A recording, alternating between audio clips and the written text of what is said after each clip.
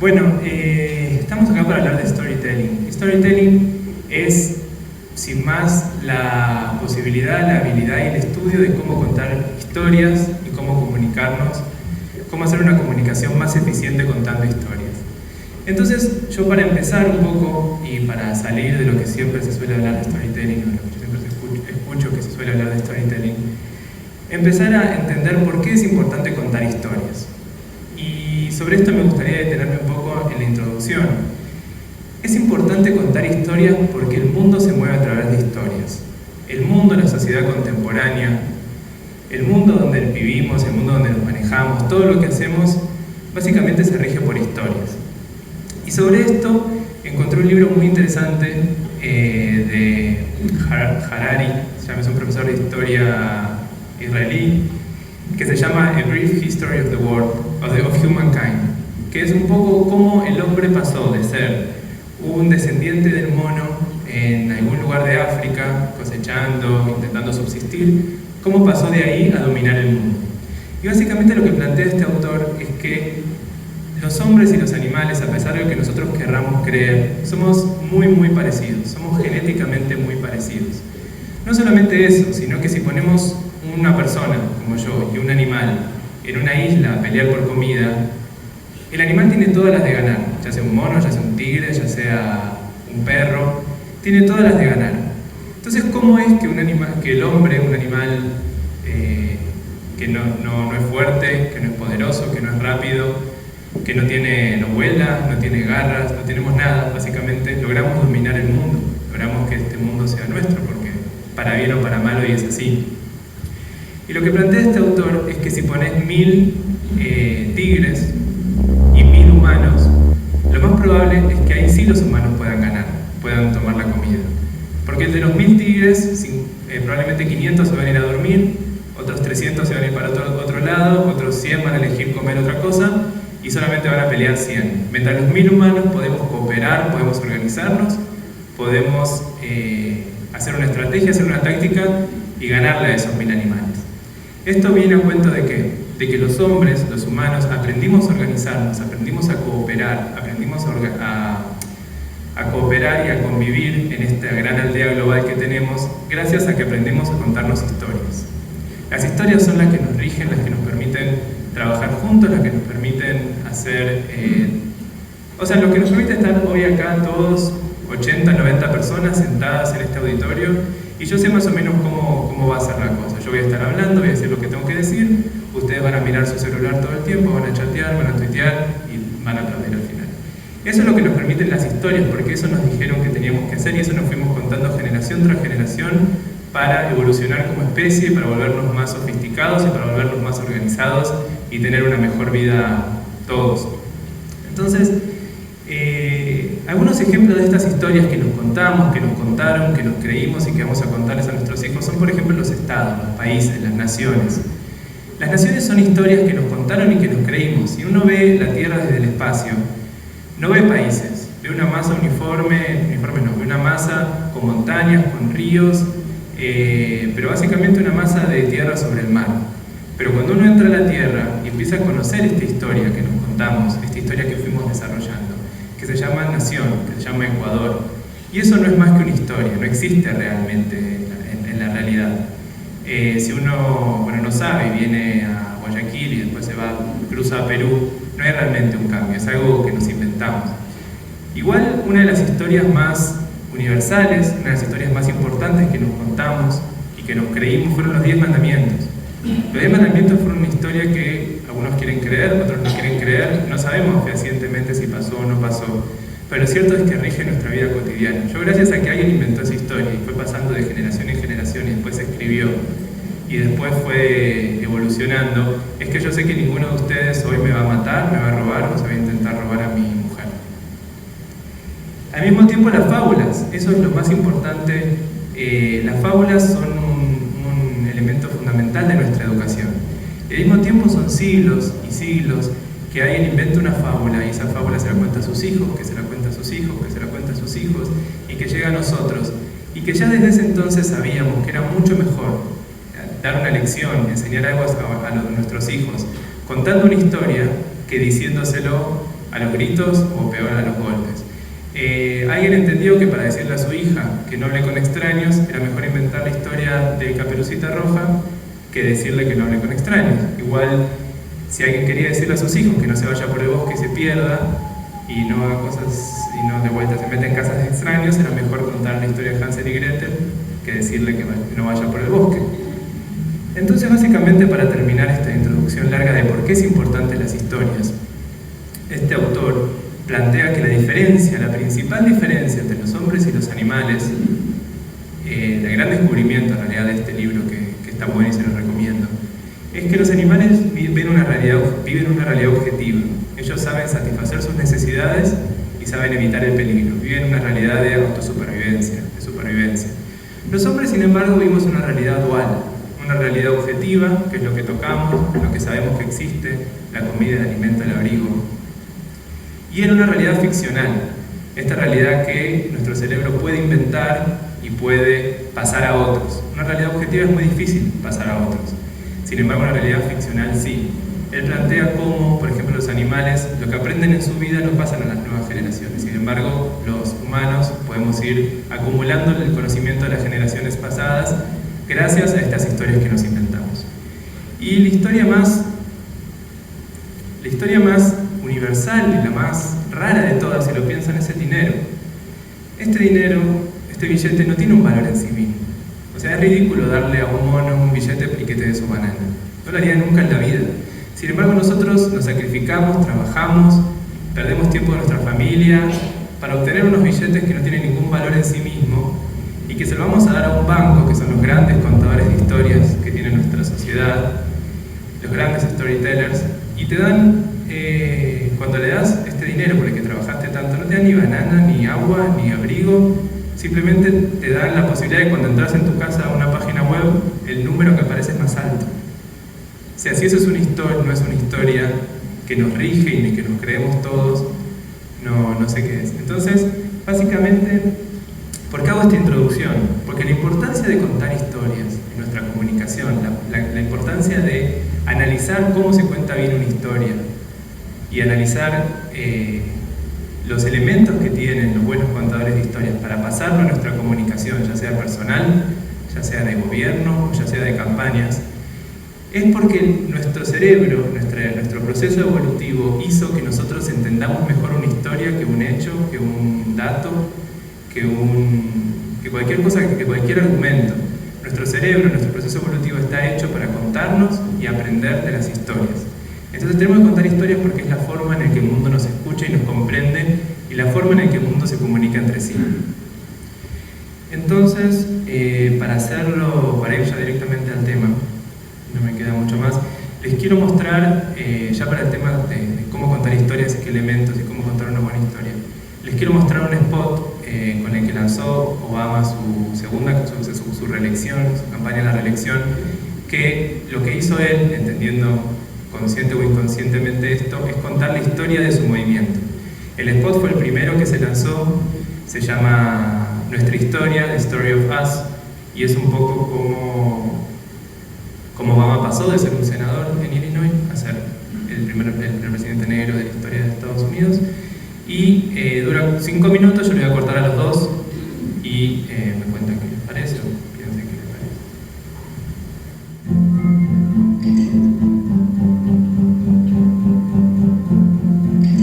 I stand before you today to announce my candidacy for President of the United States.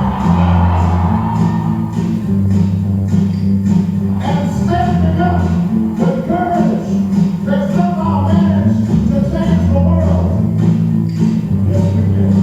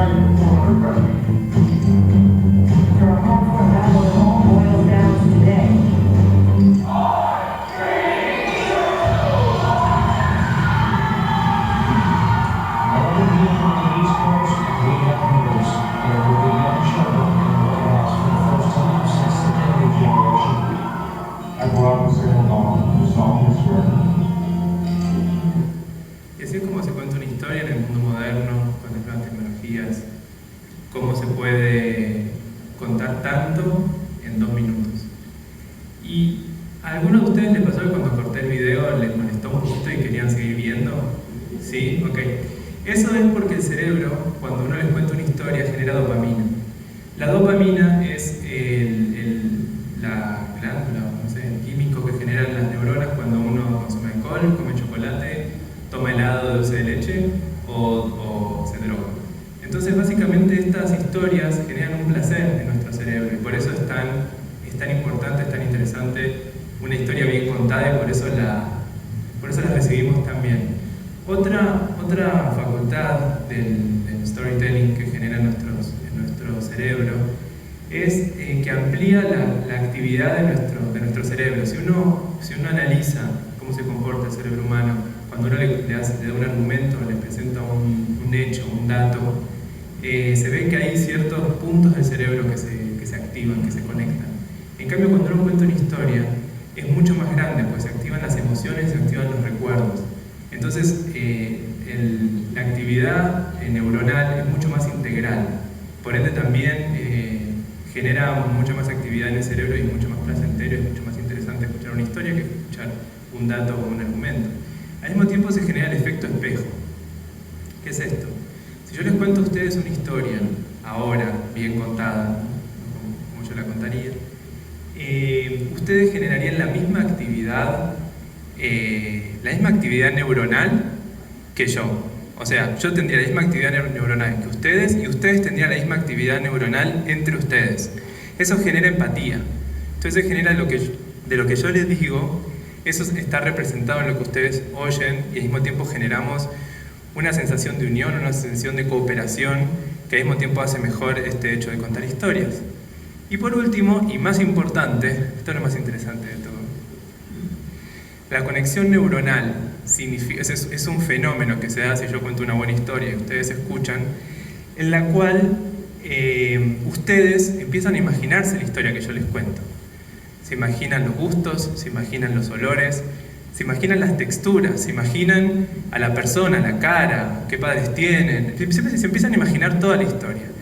Eso hace que ustedes crean que esas ideas, como ustedes imaginan esa historia en su cerebro, que esas ideas son suyas.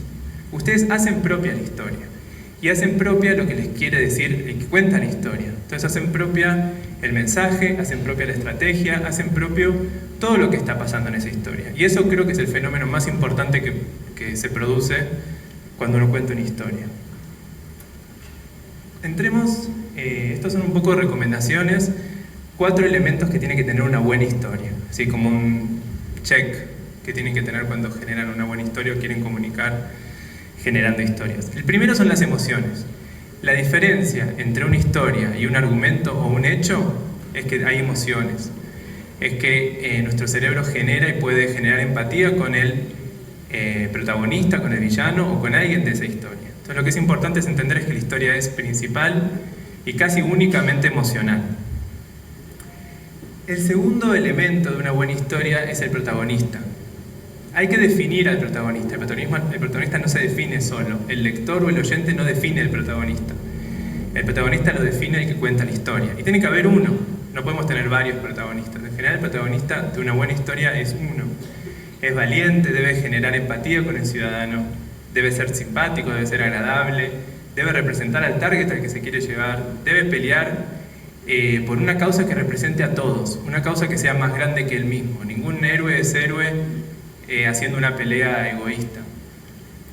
Debe tener dificultades en el camino que resolver, debe haber conflicto, debe haber núcleo y debe haber tenido que hacer un gran sacrificio para poder llegar a ser héroe. Hay miles de casos en política, yo preferí poner a Shrek porque creo que es mucho más claro, pero es importante definir al protagonista y que haya un protagonista. Al mismo tiempo el villano, tenemos que definir un villano, tenemos que definirlo nosotros, no dejar que lo defina el lector o el oyente. Tiene que ser, o sea, puede ser algo o alguien. El villano no tiene que ser una persona necesariamente, de hecho es mucho mejor si no es una persona. A veces el villano, hay gente acá en la realidad ecuatoriana que lo pone a Correa, lo pone a Lazo, lo pone a no sé quién, pero en realidad el villano tiene que ser una idea, tiene que ser el hambre, tiene que ser la inequidad, tiene que ser la falta de oportunidades, puede ser muchas cosas, pero es más importante que lo definamos y que sea algo que sea alguien.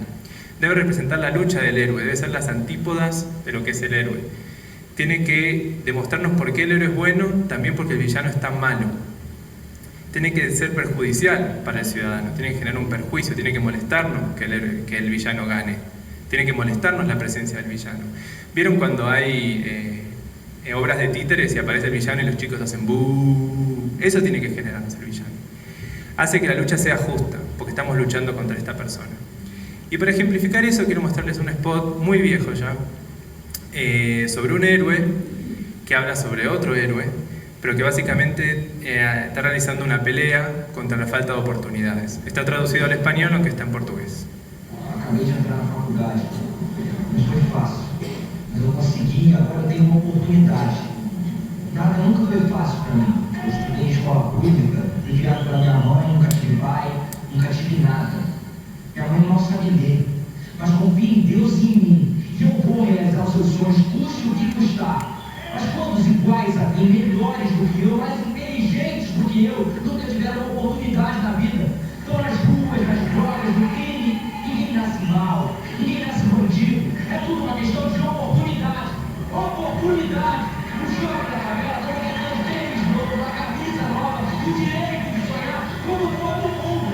Esse é o país de todos, de todos. Meu nome é João, eu sou brasileiro. Amo o meu país, vivo o Brasil. Viva São Paulo, Cristo Redentor. Viva a Amazônia, viva Luiz Inácio Lula da Silva. Bueno, esta es otra historia bien contada. Y es lo que hablaba de la emoción, ¿no? De cómo una historia, en lugar de hablar de la falta de oportunidades, una historia, un héroe, un conflicto puede hacer que esa falta de oportunidades sea real. Hablando de conflicto, otra cosa que tenemos que definir cuando hacemos cuando comunicamos mediante una historia es el reto heroico. Toda historia tiene un reto heroico. El héroe tiene un conflicto que parece que no va a ganar nunca, que solo el héroe lo puede hacer, o que solo el héroe puede unir a todo el resto para que lo haga, puede liderar esta pelea para que lo haga, que parece imposible, que al principio nadie cree que puede ser victoriosa. De vuelta, es una causa más grande que él, no es egoísta, es algo que les interesa a todos. De hecho, si se fijan en las historias, cuando un príncipe rescata a una princesa, todo el pueblo está contento. Después hacen un casamiento, el pueblo baila. No es solamente la princesa, es la felicidad de todo el pueblo. Genera beneficios para los demás, lo que les decía, y al final, obviamente, aunque parezca que no, aunque el reto heroico sea difícil, es quien logra vencer al final.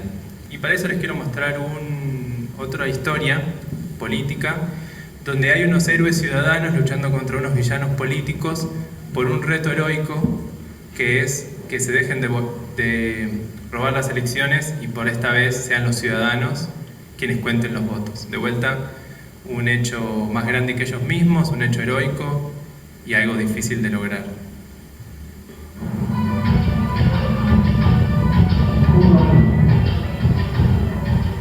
Un día, Hola, estamos buscando voluntarios para las próximas elecciones en la provincia de Buenos Aires. Estamos buscando voluntarios para buscar la empresa, para tener formas específicas.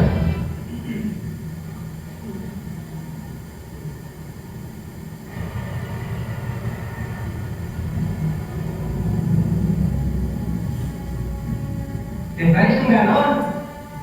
Bueno, a mí me parece un bajón que tengamos que vivir así en la provincia y que no hagamos nada de nada para cambiarlo. Yo ya sé que es un embole. pero peor es salir a la calle y que los delincuentes te estén apuntando con un arma. ¿Quieren salir del lugar en donde estamos? ¿Quieres salir? ¡Salgamos! ¡Salgamos! Que te roban el auto, que te roban la casa, que te roban la cartera, que te roban la identidad, que te roban todo. ¡Que no nos roben los votos! ¡Que no nos roben los votos! ¿Quién cuenta los votos en la provincia de Buenos Aires, ¿Vos? ¿Vos? ¿Ustedes creen que están ahí? Ya los vi. ¿Nadie? Nadie, no. Los cuentan ellos. Siempre los mismos. Y los problemas son los mismos, porque los políticos siempre son los mismos. ¡Contemos los votos! Les pido un día, Un día solamente. un domingo cada 2 años, para estar ahí. Y que ellos respeten nuestra voluntad de cambio. No alcanza a computar, tenemos que estar ahí. Podemos cambiar la provincia en un día, el día que fuimos a juntar nuestros votos. Soñar es real. El no tener cumplido sus sueños Eso es irreal. Toquemos los votos. El campo no es un ancho.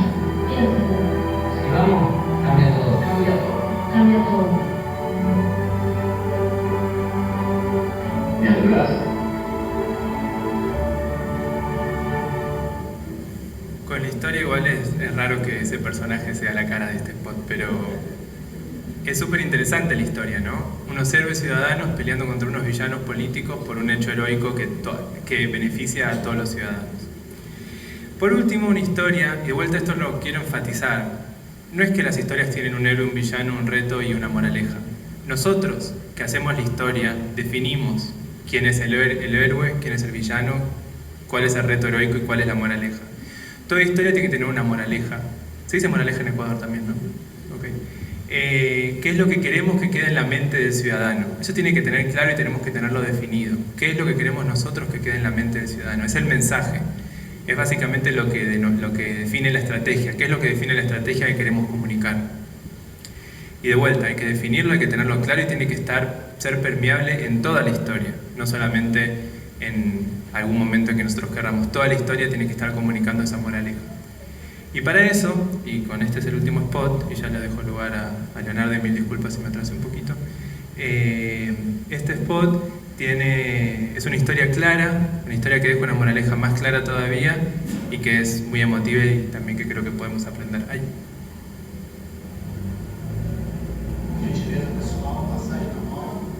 Está en portugués pero se entiende.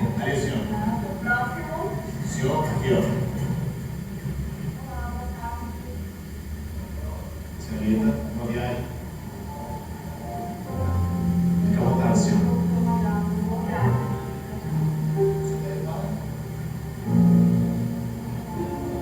Senhor.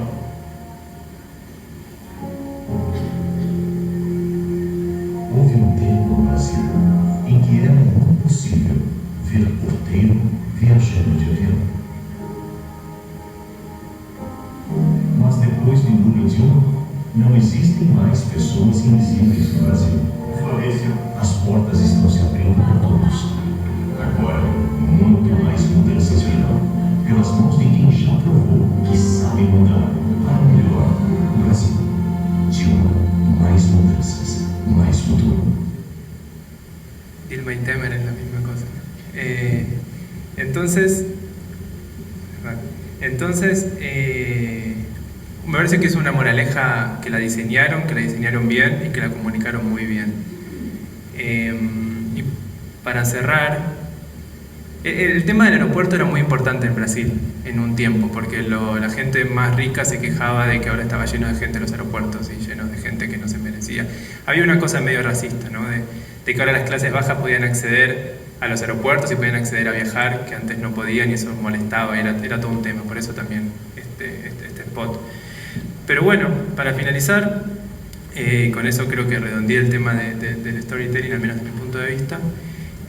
Recuerden que la historia nos define, la historia que contemos, la historia que mostremos es la que nos define a nuestra candidatura o a nuestra comunicación, pero la historia, la moraleja nunca es sobre las cosas, nunca es sobre los impuestos, la salvaguardia, la libertad. Las historias y la comunicación siempre es sobre la gente, siempre, la gente y sus problemas. Estos son mis datos, les agradezco muchísimo la atención y por no haber mirado tanto el celular. Muchas gracias, espero les haya gustado. Los 90 eran tiempos en donde las campañas se resolvían con spots. Ese spot de los Adams que valió el reconocimiento de la revista Campaigns and Elections en el año 2010 o 2011 me parece, a ser el mejor spot de la historia latinoamericana, fue hecho en ese contexto, ¿no? Cuando la televisión era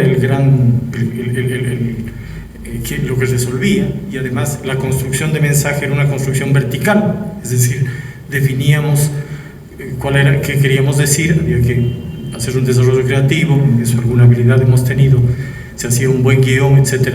Si podemos al final podríamos mirar el spot, es realmente muy, muy, muy lindo, y mirar cómo se trabajaba en ese contexto, ¿no es cierto? Pero la comunicación cambió radicalmente, totalmente, ¿no? Y mi tarea hoy, lo que quiero es darles a ustedes una serie de recursos, de posibilidades, de visiones de cómo pueden construir un storytelling. Ya Johnny ha hecho muy buenas exposiciones de casos reales.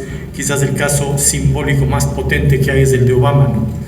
Porque si ustedes ven los otros casos, hay muchos en donde hasta se manipula un poco el storytelling, pero luego en el gobierno las cosas cambian. Es decir, lo que hizo Dilma o Francisco de Narváez, el personaje argentino. Es decir, hay una cierta manipulación también de lo que se hace, pero el caso más auténtico es el de Obama. Él tenía un asesor que era David Axelrod.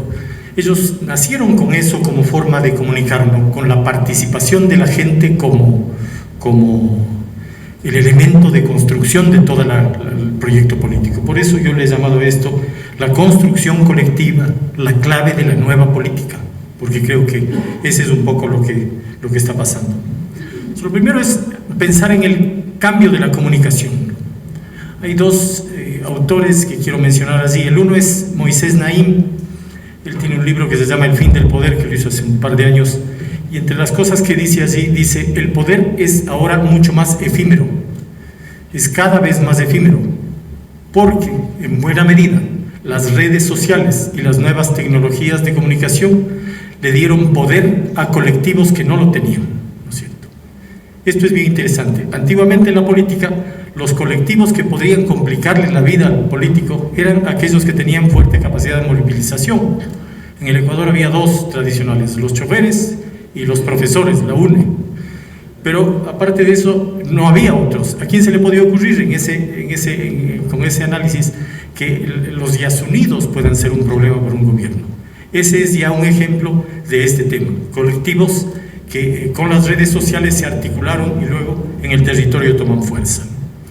Una segunda reflexión es esta de Manuel Castells, en el libro de Comunicación y Poder. Él habla de la audiencia creativa.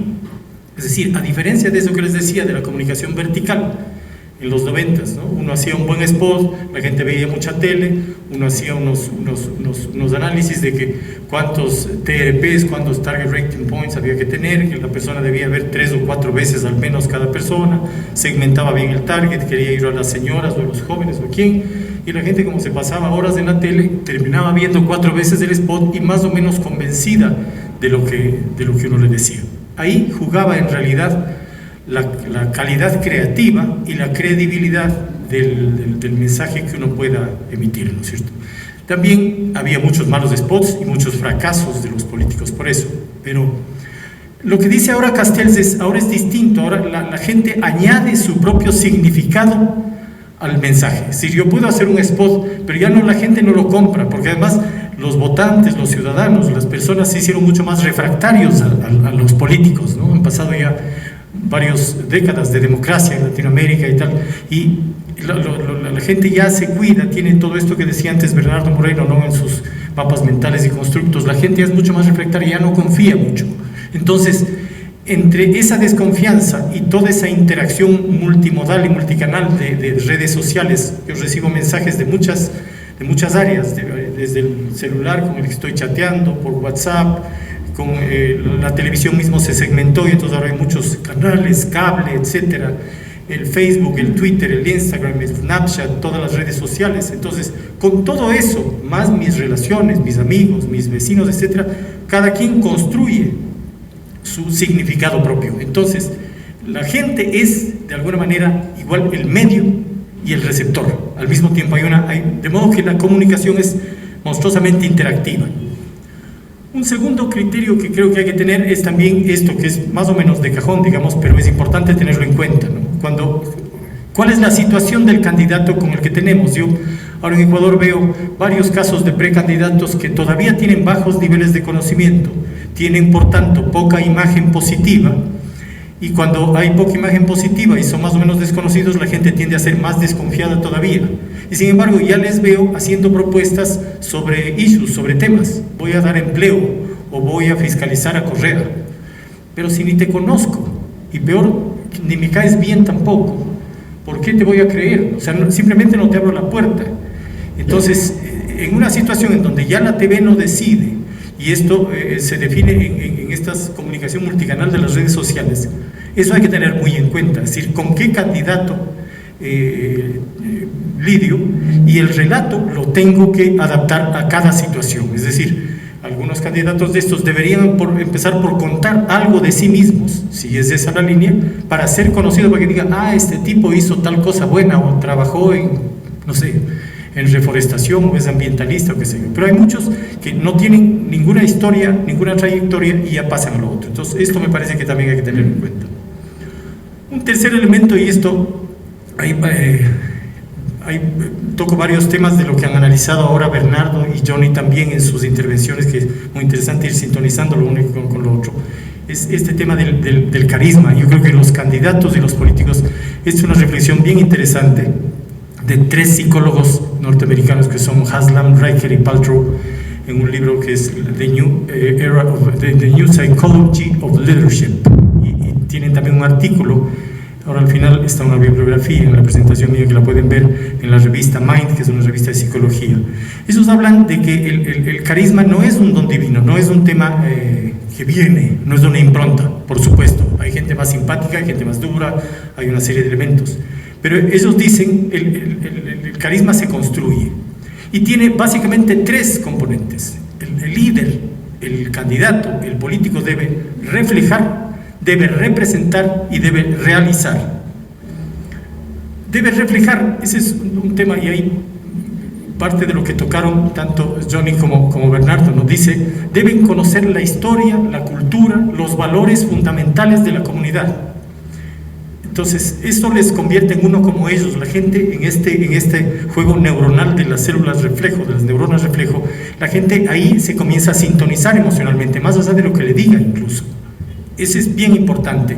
Yo aquí veo, por ejemplo, el caso de Rafael Correa y de todo el fenómeno de la revolución en Latinoamérica. Ellos tienen una fuerte construcción de reflejo, están fuertemente cimentados en temas históricos, Eloy Alfaro, momentos de la historia, tanto para el bien como para el mal, ¿no es cierto? Los enemigos, esto que decía Johnny, la hoguera bárbara, los medios, ya van 100 años atrás, y entonces en ese tiempo ya el diario El Comercio complotaba contra Eloy Alfaro, igual que ahora complotan contra mí. El presidente a veces hace unas analogías más curiosas.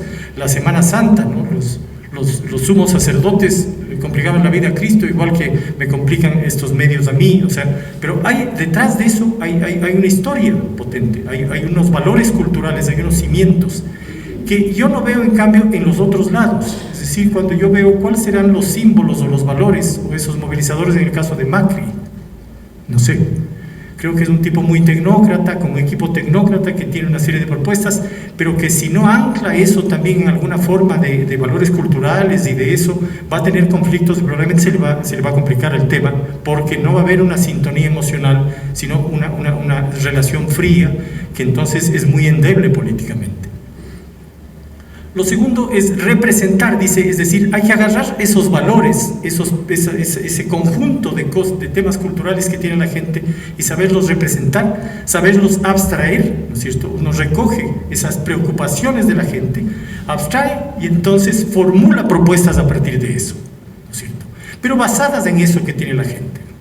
Entonces, eso le hace al líder al mismo tiempo un miembro, uno como ellos, pero también un proponente. Es decir, ahí es donde sube a otro nivel y puede colocarse como lo que decía Johnny ahora, como el protagonista. Pero es un protagonista que debe recoger ese pensar y ese sentir de la gente para convertirlo en propuestas que les devuelve. Y un tercer elemento que es, de hecho, la razón de ser de la acción política, una vez que llega al gobierno, es lo que tiene que hacer, pero en campaña tiene que construir. El líder debe ser capaz de concretar las aspiraciones de esa comunidad. Nuevamente ahí tocando los ejemplos, tanto el constructo de Correa que hacía Bernardo como lo que dice Johnny, en eso Correa fue muy fuerte, la gente sintió esa conexión emocional, él me defiende, él me da cosas que nunca me dieron, él no me maltrata como me han maltratado 40 años, entonces hubo ese corte en lo que le dio la sintonía. El día que ese corte se pierde hay que mirar qué pasa, pero hay que concretar esas aspiraciones. Y eso en campaña es construir el sueño, hay que construir ese sueño colectivo y hay que liderar la ejecución ya en gobierno. Serían los dos momentos, ¿no es cierto? Y en resumen, con estos elementos, un político con las tres cosas debe pensar y construir carisma día a día de alguna manera. Entonces, el reto de alguna manera, y esto para mí ha sido un ejercicio bien interesante en todos estos últimos años, porque claro, pasar de los 90 de hacer buenos spots y de hacer creatividad y contratar medios para ganar las campañas a pasar a hacer esto es nada que ver. Entonces durante algunos años estuve perdido en el espacio viendo cómo sintonizo Y realmente la campaña de Obama creo que nos dio a todos un curso de cómo hay que hacer campañas en la modernidad y cómo enfocar el storytelling en campaña, ¿no? En eso, Obama mismo, porque él es un convencido de ese modelo comunicacional, y Axelrod, el constructor de eso, el comunicador que trabajó con él las dos campañas, son realmente gente muy potente y lo hicieron muy bien. Desde la primera campaña, en donde batieron récords de crowdfunding, fue el primer caso de crowdfunding político del mundo, ¿cierto? Es decir, con donaciones de $100 recaudó más que los republicanos o los otros candidatos demócratas, o sea, un negro pobre de Chicago. Eso era impensable en Estados Unidos, ¿no es cierto? Y eso es porque el tipo supo realmente construir a partir de la participación de la gente, ¿no? Entonces, ¿qué es lo que yo creo que uno debe hacer como equipo de campaña y como director de una campaña ahora? Uno, realmente lo que tienes que ir buscando, qué concepto, qué es el concepto que unifica la propuesta que queremos dar. El Ecuador ahora va a tener una campaña que seguramente se va a resolver alrededor de la economía, que es el gran reto. Entonces, habrá que ver cuál es la idea y cuál es la propuesta. Y la propuesta tiene que ser ese hilo conductor, tiene que ser emocional, tiene que ser muy potente, para que no pase lo que decía Johnny, que está muy bien. La discusión no es de temas, no es la discusión es emocional, es del nexo con la gente, es de credibilidad, es un link emocional, de modo que no se trata solo de poner voy a dar empleo, como hace, no sé, Guillermo Lazo todos los días, y yo creo que eso es impenetrable con la gente, porque no tiene ningún componente emocional que acompañe esa afirmación. Puede ser que lo haga muy bien, pero la gente no siente, ¿no? Además de los otros elementos que decíamos, banquero, etcétera, que son los estigmas que él tiene. Y la otra tarea me parece aún más importante, quizás habría que ponerlas casi al revés, es guiar el proceso de construcción colectiva, porque yo creo que las campañas ahora son y deben ser un proceso de construcción colectiva. Ahora voy a mencionar algunos de los casos que están pasando últimamente en el mundo que prueban que esto es lo que está pasando cada vez más, ¿no es cierto? Este concepto, un amigo creativo argentino lo resumía así, ¿no? Decía, esto es la compleja simplicidad, ¿no? En realidad, encontrar un hilo conductor y guiar un proceso anárquico que se da en redes sociales y territorio de participación de la gente para convertirlo en una campaña ganadora es un reto potente, complejo y simple, porque en realidad hay que encontrar un concepto unificador de gran simpleza y luego guiar la participación e interacción de la gente. En el qué, ¿no? El buscar el concepto unificador, el hilo conductor. Ahí, yendo exactamente a lo que tocaban antes, es temático, es valórico y cambia durante la campaña, serían las tres reflexiones. Por supuesto, es más valórico que temático, porque tiene que ser emocional. El tema es solo el puente, pero el hilo conductor, el tema de campaña, tiene que ser un yes we can, tiene que ser un movilizador. Juntos podemos, sí se puede, es decir, tiene que haber un link emocional, porque si es solo voy a dar empleo, probablemente eso no penetra emocionalmente en absoluto, ¿no? De modo que es valórico. Y puede cambiar en campaña, sí, y quizás más que cambiar tiene que ir adaptándose, ¿no es cierto?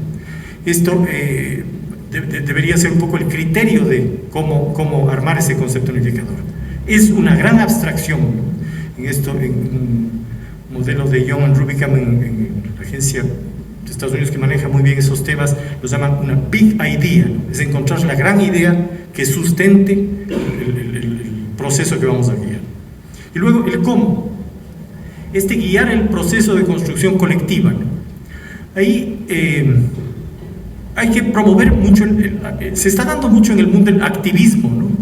La militancia es tradicional, es lo que hacen los partidos.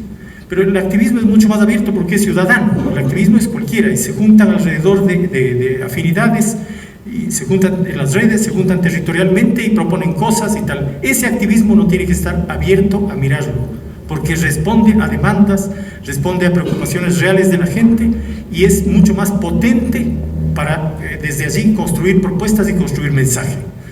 La militancia, que es exactamente lo que hizo Obama, debe promover el activismo. Debe ser abierta para promover el activismo. Obama en su primera campaña hizo toda una construcción web y redes en donde en donde uno en la página de él podía hacer su propio blog, podía construir sus propios contenidos y podía también ser luego un activista de campaña, un militante, es decir, organizar cosas en su sector, y la campaña le retornaba y asistían y le daban elementos para apoyarle y tal. Es decir, había una relación militancia, activismo muy potente, que fue lo que le permitió recoger muchos fondos, poner a la gente a trabajar en su campaña, es decir, a mucha gente. No necesitaba él pagar un montón de gente para que haga, sino que la misma gente iba sumándose al proceso y construyendo la campaña, ¿no es cierto? Estos modelos están generando cambios muy potentes. Este de Obama que decimos es uno, pero luego en España se dio con Podemos y Ciudadanos, ¿no? Los indignados terminaron siendo la fuente de construcción de campaña, y Podemos y Ciudadanos le complicaron la vida a los dos partidos viejos españoles, que creo que les agarró en curva porque no tuvieron idea de que esto podía pasar. Eso muestra además la tremenda desintonía que existe entre los políticos y todo esto. Es decir, muchos de los políticos les cuesta esto porque, claro, los partidos y las estructuras y los políticos tienen a pensar verticalmente.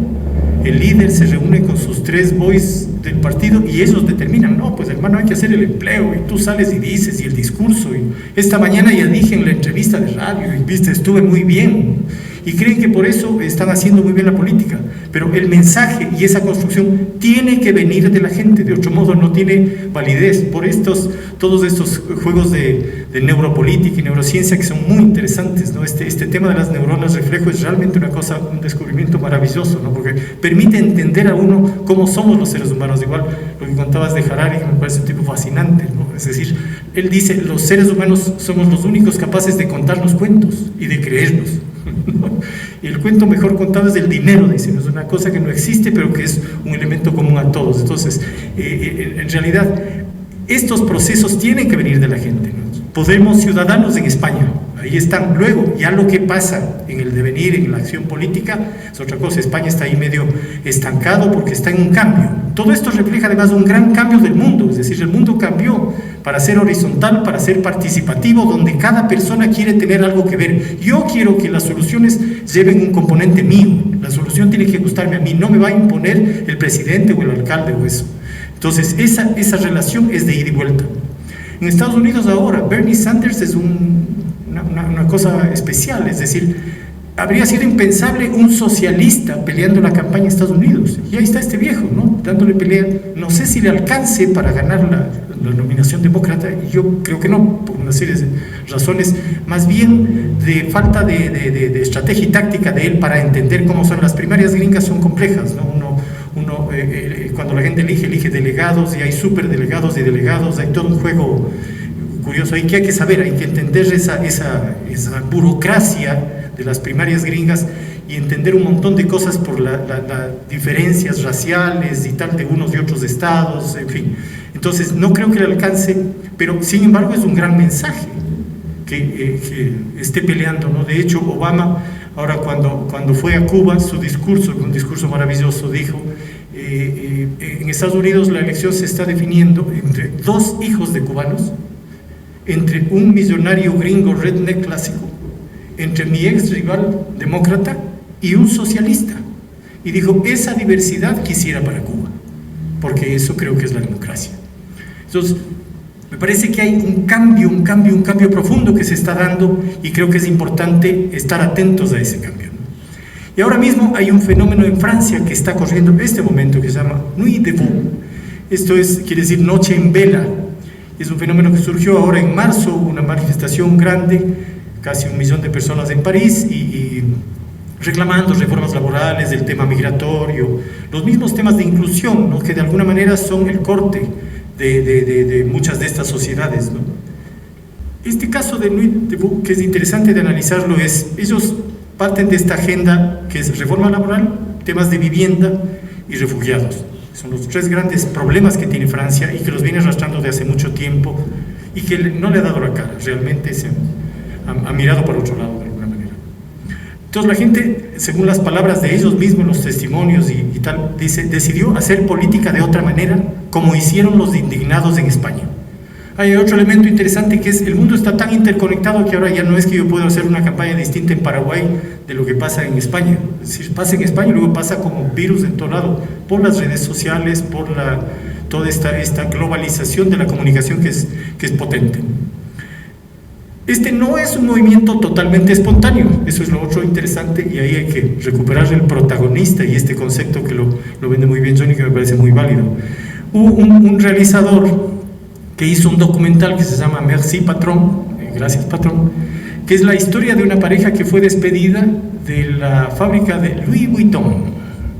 Es propiedad de Bernard Arnault, el hombre más rico de Francia, una fortuna de 38 mil millones de dólares, y el marido y la mujer trabajaban en él. Arnault es realmente dueño el mayor accionista del grupo HMBL, que es dueño de Vuitton, Dior, Chanel y N marcas, ¿no? Gigante.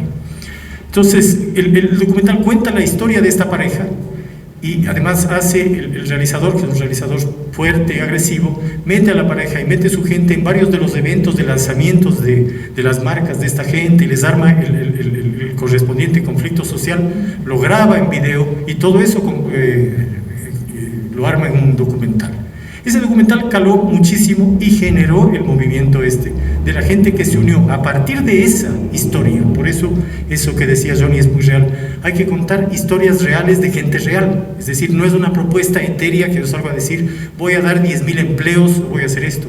Esas historias generan, esa reacción refleja en todos nosotros, porque uno ve esa historia de la pareja en Francia y uno se emociona igual, porque la desigualdad, porque el dolor del otro nos duele a todos. Porque como seres humanos igual sentimos dolor, ¿no es cierto? Y ahí hay unos temas más profundos que son así. Si uno va al Dalai Lama, él dice, todos estamos unidos en esta alma universal, ¿no es cierto? De modo que lo que le pasa al otro nos duele. Ahora, que hemos aprendido a mirar a otro lado, es otra cosa. Pero en el fondo nos duele. Y eso está recuperándose en el mundo, y a mí me parece eso un cambio muy interesante. Sí, ya está. Entonces, la gente quiere participar. Eso es la conclusión de todo esto. Ya no se trata entonces de construir mensaje, yo el súper creativo hago un bonito guión de spot y voy y lo pauto y gané. Ahora hay que hacerlo con la gente, ¿no es cierto? Hay que escuchar a la gente, hay que dialogar con ellos, pero ya no desde esa óptica política, uno no dialoga desde la tarima, ¿no? Uno tiene que dialogar de igual a igual. Y luego hay que construir las propuestas conjuntamente, trabajar con ellos. La gente quiere participar realmente, activamente en la construcción de agenda, porque lleva muchos años de sentirse como engañada por los políticos que han construido agendas que luego no las cumplen. En unas recomendaciones, ¿no? Construir el mensaje con la gente. Ellos son los medios y son los receptores. Compartir experiencias, esto como lo que decíamos de Francia, historias reales, o las que mostraba ahora Johnny, ¿no? Esas construcciones. Historias reales de gente real.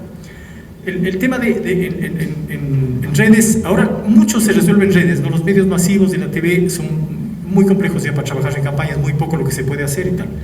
Entonces hay que usar mecanismos creativos en redes. Ahora acaba Facebook hace poquitos días de lanzar esta herramienta que es Facebook Live, que es muy potente, muy fácil de manejar. Cualquiera de nosotros puede estar haciendo un video en este momento y lo cuelga ahora mismo. El Snapchat que acumula información y uno puede hacer como una cronología, ir contando todos los días en un mini video lo que hace a partir de o tomar fotos o juntar varios pedazos sin ninguna técnica. Yo no tengo la menor idea de editar y puedo usar esas herramientas con facilidad. Entonces de esa manera uno obtiene mucho más comentarios y mucho más vistas en las redes sociales que de alguna manera son. Luego, un poco los dos elementos, ¿no? La parte de construcción de mensaje y la parte de cómo entregar el mensaje, que son las dos fases de cualquier proceso de comunicación y por supuesto en campaña también. Creatividad para definir el fondo y la forma, es decir, contenidos relevantes, potentes, que la gente los sienta como propios de esto, que igual lo mencionaban quienes estuvieron antes aquí, Bernardo, Johnny, el tema, la gente, debemos trabajar con temas que ya estén instalados en la mente de la gente, es decir, si yo voy a hablar mañana de temas que no le interesan, no va a pasar nada. Y empacados de forma original, este tema, video en línea, plataformas transmedia, ¿no? Web, redes, apps, streaming, medios electrónicos, influencers, y el BTL y la política en territorio. De hecho, yo no estoy defendiendo ni diciendo que la política se resuelva en las redes sociales. Las redes son el medio más potente ahora, pero la política es territorial y debe resolverse en la calle. De modo que es fundamental territorializar toda ese fenómeno para poder realmente ganar una elección. Y los medios tradicionales, relaciones públicas, del free media, la publicidad y tal, surgen más bien como normalmente lo que pasa ahora es que si algo es exitoso en las redes, los medios lo recogen y lo comentan. Y entonces uno multiplica mucho más porque más gente quiere meterse a ver mi video en YouTube y luego es un círculo virtuoso que se forma. Esa es la forma de hacer campaña ahora.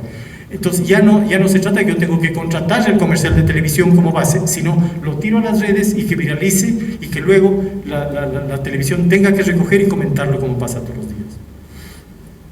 Y todo esto está apoyado sin duda en esto que los compañeros también mencionaban, que son unos valores. Y el punto de quiebre en todo este proceso es y serán los valores.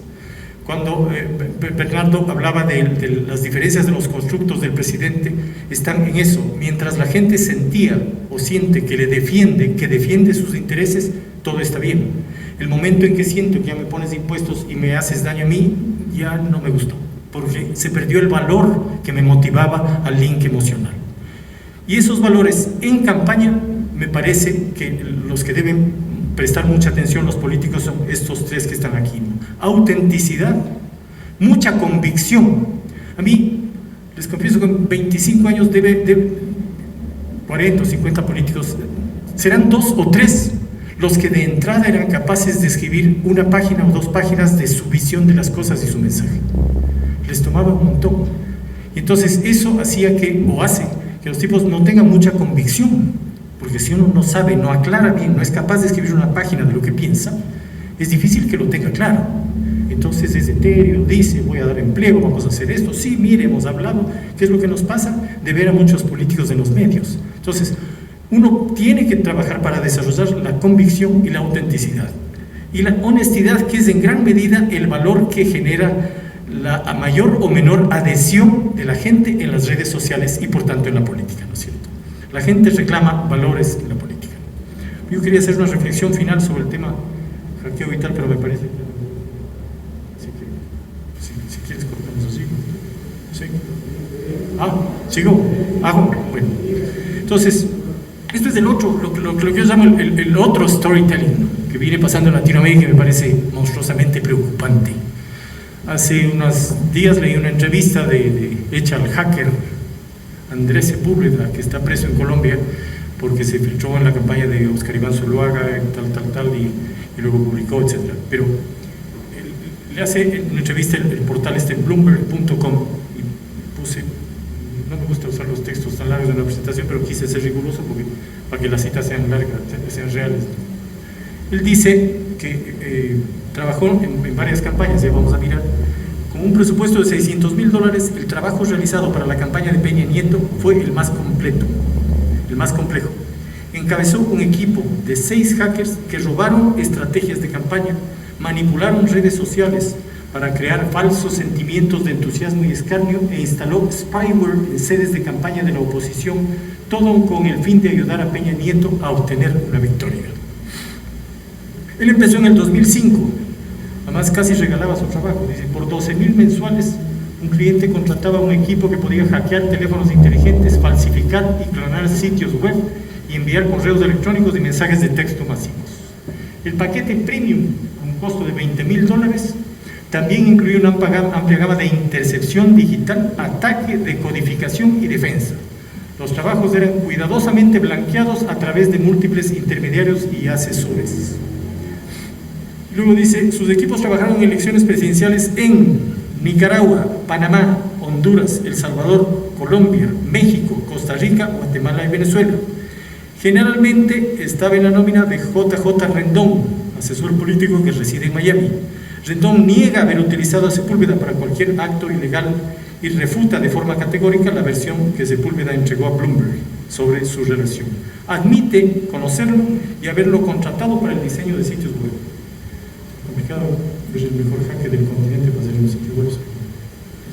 Rendón, indica Sepúlveda, se dio cuenta de que los hackers podían integrarse en la operación política moderna, llevando a cabo ataques publicitarios, investigando la oposición y hallando maneras de suprimir la participación de un adversario. En cuanto a Sepúlveda, su aporte era entender que los votantes confiaban más en lo que creían eran manifestaciones espontáneas de personas reales en redes que en los expertos que aparecían en televisión o en periódicos. Sabía que era posible falsificar cuentas y crear tendencias en redes sociales, todo a un precio relativamente bajo. Entonces yo digo, si la mitad de esto es cierto, estamos, como dicen en Argentina, estamos en el horno, estamos perdiendo el tiempo. Es decir, me parece que este es un tema al que le tenemos que mirar y mirar los consultores y tenemos que dar la cara. JJ figura, yo lo conocí en el año 99 en Miami, en uno de estos talleres igual, con el Centro Interamericano de Gerencia, y vi su primera conferencia ahí. Y ahí él hablaba de que era un especialista en rumorología, decía. Y entonces, claro, yo me salí de la conferencia y luego hablé con los directivos del centro y les dije, oye, hablemos de serio. Es decir, me parece que no pasa por ahí. Las campañas siempre tuvieron su campaña negra, ¿no? No faltaba en campaña quien hace la hoja volante para entregarla en la calle diciendo que el rival es violador o cualquier historia de esas, pero la incidencia de eso no era lo relevante. Lo peligroso de esto es que con la tecnología detrás, imagínense lo que es, una campaña puede tener el discurso del rival antes de que él lo diga, o puede tener el diseño gráfico y el afiche, la idea base o el mensaje o el spot antes de que lo tire al aire, de modo que es una batalla absolutamente desigual. Entonces me parece que los consultores debemos darle la cara a esto, mirar, y porque de eso va a depender la calidad de nuestras democracias.